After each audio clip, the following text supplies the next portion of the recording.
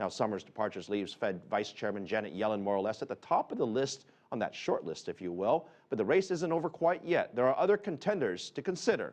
Ex-Fed Vice Chairman Donald Cohn, former Treasury Secretary, semi-retired now, Timothy Geithner's name has also been mentioned as well, even though he said he's not interested in that job. Then there's the possibility that perhaps Ben Bernanke himself will agree to stick around for a little longer and prolong his retirement. And despite all the speculations, officials say an announcement will not happen this week. And with that speculation about who's going to be the president's pick, we figured it may be a good time to ask that question to Alan Blinder. He's the former Federal Reserve Vice Chairman. And this is what he had to say. A few names have been bandied about, but this has been looking for a long time now as a two-horse race.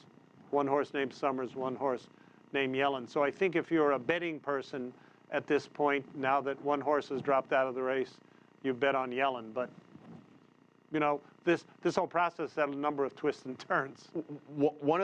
Many of the critics, I should say, about the Federal Reserve policy is that the current policy of zero interest rates essentially penalizes savers. So if you and I had a chunk of money and we were retired, we'd put our money into banks and we'd earn zero or little interest. And you're basically forcing those savers to go out there and not gamble, but invest in more riskier assets. And there's some criticism that this is taking too long for the Fed to get back to a more normal policy. And this gets into when would interest rates back up again to more normal levels and when would they step back from the tapering or stimulus packages. Do you think that needs to happen sooner rather than later? No, I think it needs to happen later rather than sooner because of the state of the economy. That said, the criticism that you mentioned is a completely legitimate criticism. The way I often think about it is the savers, I should say, those savers who want to put their money into safe assets and not gamble with it, which is a lot of people, are being conscripted into the army that's fighting this recession.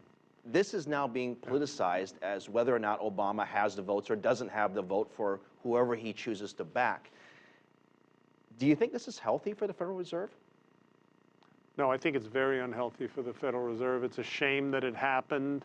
It has not happened. People ask, have you ever seen a race for the Fed chairmanship like this? People ask me, and people ask lots of other economists and students of the Federal Reserve, and all of us say no. Nobody has ever seen anything like this before, and I can only hope we never see anything like it again. It's not good for the institution, which is, as you say, not supposed to be a political institution. And by the way, isn't.